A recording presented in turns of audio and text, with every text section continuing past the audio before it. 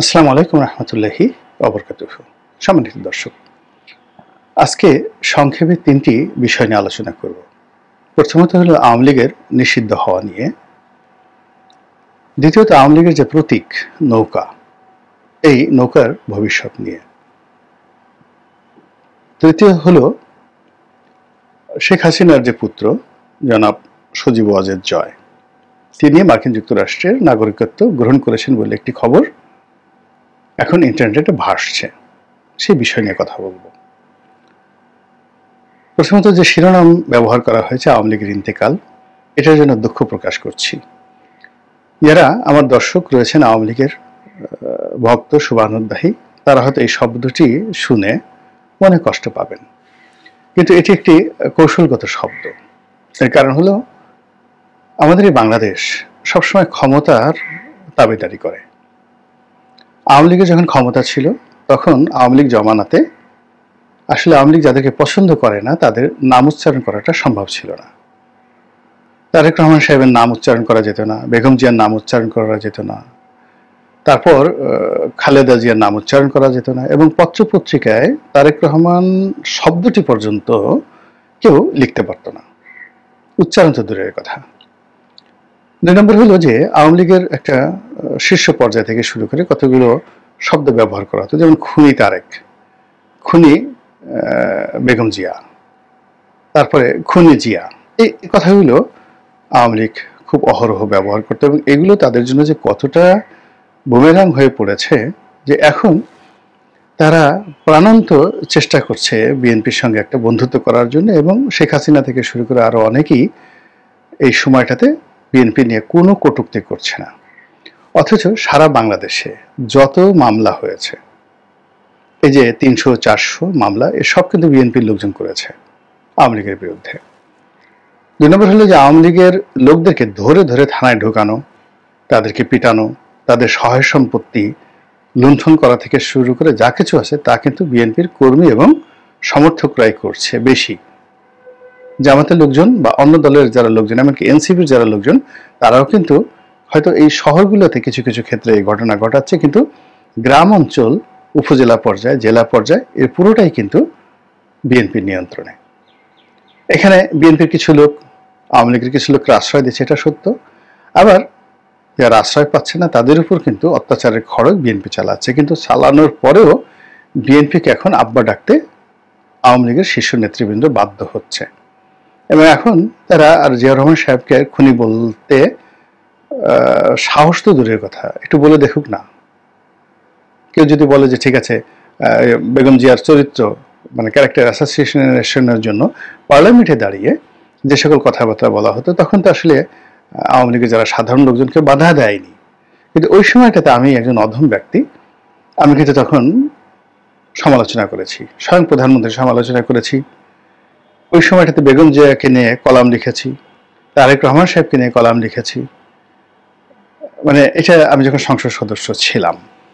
তো সেক্ষেত্রে যেটা হলো যে এখনো আবার যখন সবকিছু উল্টে গেছে, এখন এক গ্রুপ যারা সবাই খুব ইউনূস বন্দনা করছেন, তা আমি তো এখনো পর্যন্ত এত নির্বোধ ব্যক্তি ডক্টর মোহাম্মদ ইউনূসের প্রশংসা করে একটা কবিতাও লিখতে পারলাম না, 2 লাইন গানও রচনা করতে পারলাম না।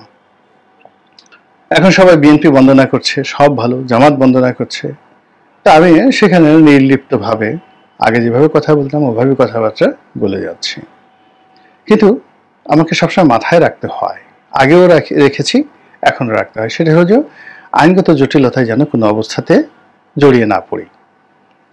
এবং কোনো মব, আওয়ামী লীগের জমানাতে মব হতো, এই যে বিভিন্ন সময় আওয়ামী লীগের নেতা কর্মীরা, ছাত্রলীগের নেতা কর্মীরা বিএনপির লোকদেরকে ধরে নিয়ে তারপরে থানায় নিয়ে গারদে ঢুকিয়ে দিত, তারপরে মামলা হতো। এরকম হাজার হাজার ঘটনা ঘটেছে। ওটাই এখন সুদে আসলে আওয়ামী লীগের নেতাকর্মীদের উপর প্রয়োগ হচ্ছে।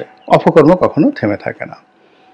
তো সেই দিক থেকে এই যে আওয়ামী লীগ নিষিদ্ধ হয়েছে, আওয়ামী লীগ নিষিদ্ধ হয়েছে, এটাকে যদি জামাতের নিষিদ্ধ হওয়ার মতো ঘটনা মনে করা হয়, তাহলে আওয়ামী লীগ ভুল করবে। ব্যাপারটা হলো যে আওয়ামী লীগকে স্লো পয়জনিং এর মাধ্যমে একেবারে প্রথমে আইসিইউতে এবং আইসিইউ থেকে একেবারে রীতিমতো কবরে পাঠিয়ে দেওয়ার যে মাস্টার প্ল্যান হচ্ছে, সেই মাস্টার প্ল্যান সম্পর্কে যদি আওয়ামী লীগ সচেতন না হয়, তাহলে আমি যে শিরোনামটি ব্যবহার করেছি আওয়ামী লীগের ইন্তেকাল, ঘটনাটা আসলে সেদিকেই যাবে। এখন সেই কাজগুলো কি? প্রথমত এটা একটা প্রশাসনিক ব্যবস্থা নেওয়া হয়েছে। তো প্রশাসনিক ব্যবস্থা নেওয়া হচ্ছে, আর আওয়ামী লীগ এভাবে জামাতের বিরুদ্ধে প্রশাসনিক ব্যবস্থা নিয়েছিল।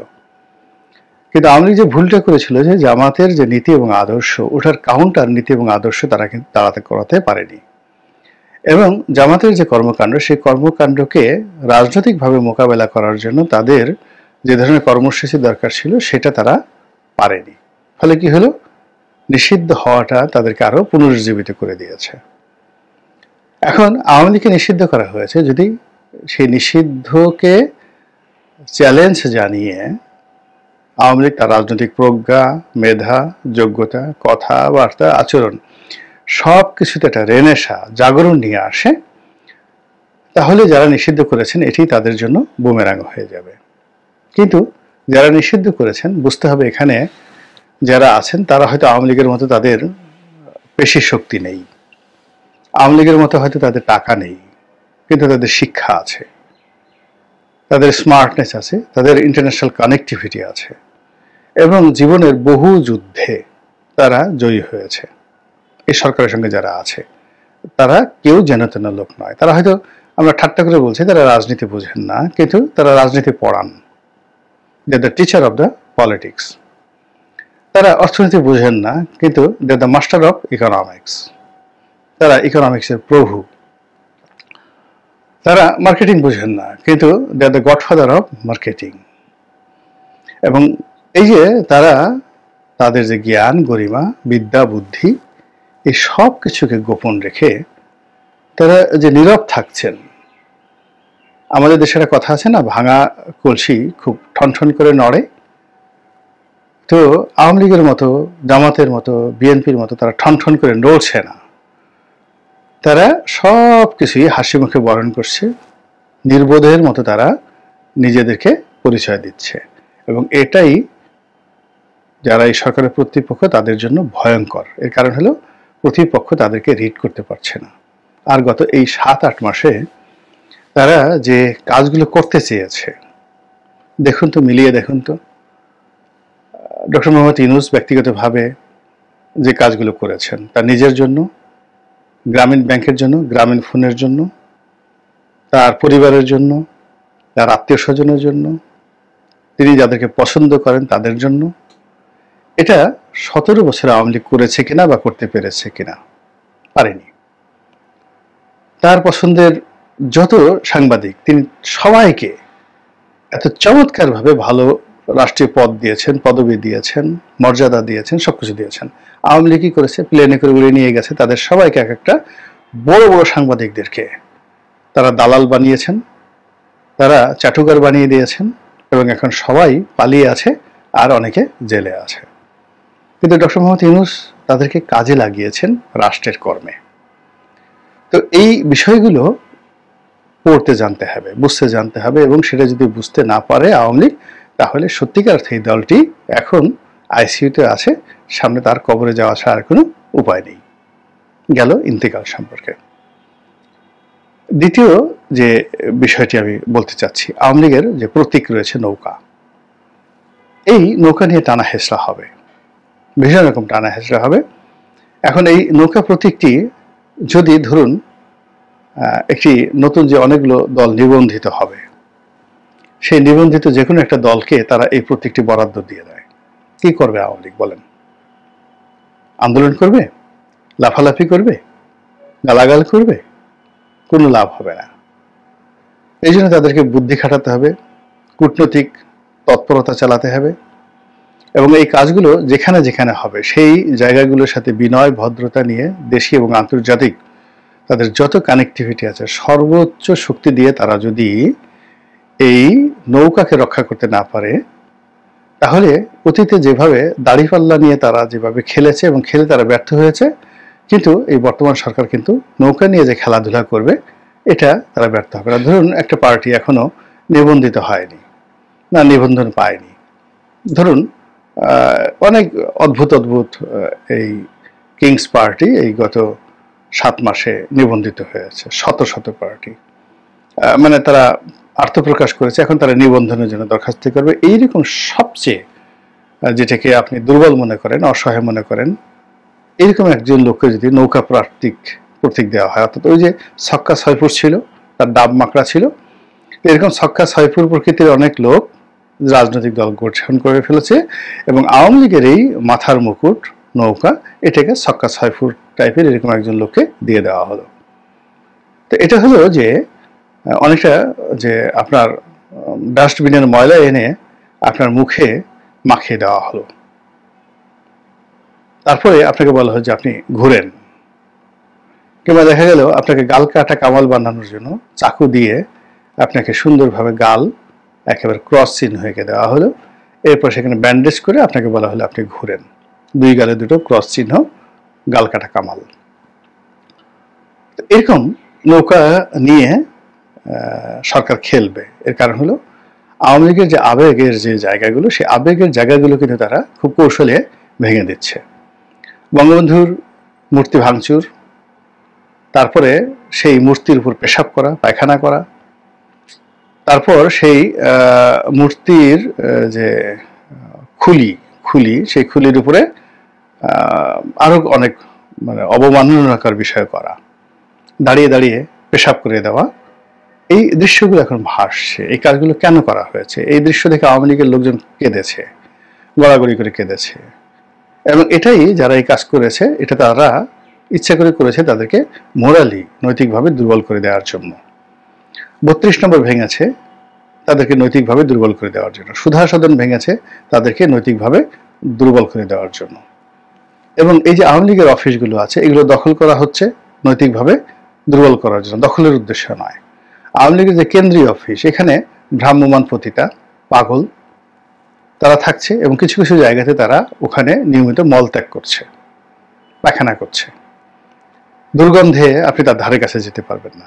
এই কাজগুলো করা হচ্ছে আওয়ামী লীগকে মোরালি দুর্বল করার জন্য।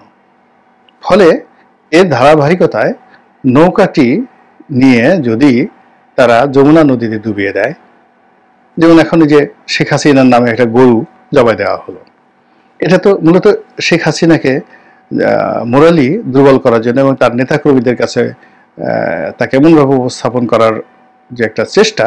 আদারওয়াইজ কেন একটা গরুর নাম হবে গায়ে লেখা ওবায়দুল কাদের, গায়ে লেখা শেখ হাসিনা? এটা মূলত মোরালি দুর্বল করার জন্য।